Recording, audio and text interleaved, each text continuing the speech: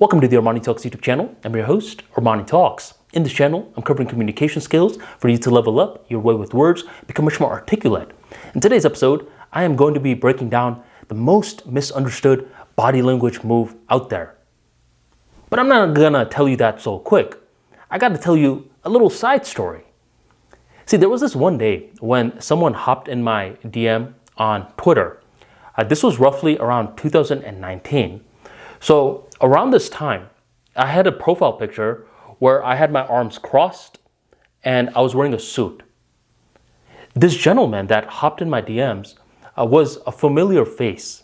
He was routinely showing support in my tweets, routinely giving me shout outs, and overall, he seemed like a great guy. But when he jumped in my DMs that day, he was criticizing me. He said, "Armani, your current profile picture is not a good look for your brand."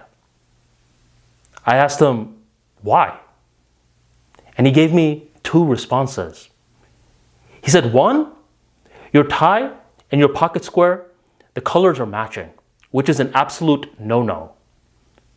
And when he brought that up, I did a couple of Google searches and I realized that he was right. Then he said, number two, you're crossing your arms. And this is a defensive body language move. Now, if I were to Google this as well, the articles would have been on his side.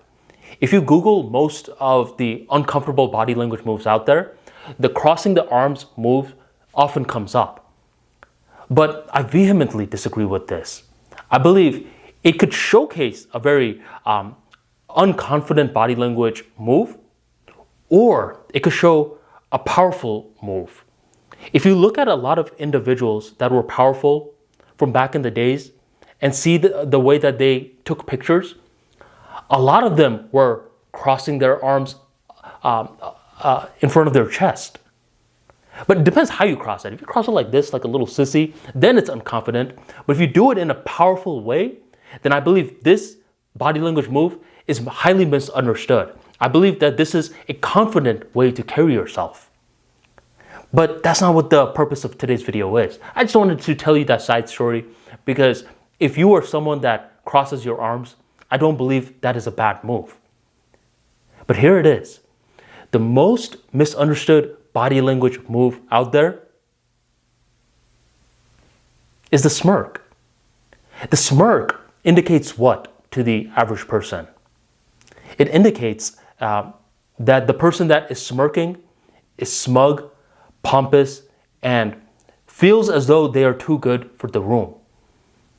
And sure, it can indicate that, but when I see a smirk, I see someone who is cool, composed, and in somewhat of a good mood. This was a trick that we often were told to do in Toastmasters. When you have a speech coming up, heck, when you are about to get called on stage, rather than looking like this, smirk.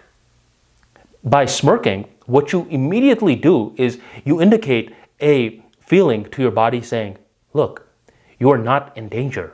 You are good. And routinely, whenever I see someone smirking, I get happy around them. Because a smirk is very subtle, where a smile, it's very blatant. And how often do we have a reason to smile as we're just walking in a networking event? If we're smiling, just a big smile, it seems a little try hard. Heck, it seems a borderline fake. But when you are just doing a casual smirk, to me, it showcases cool as a cucumber, that sort of attitude. So I believe a smirk is highly misunderstood, and I believe it's misunderstood by folks who have self-esteem issues themselves. I believe confident people know how to smirk, not only to disarm the world, but to disarm themselves. Whenever these confident people are feeling nervous before a situation that requires them to be brave, they don't showcase a scared puppy dog looking face. They showcase the smirk. I got this. I'm good.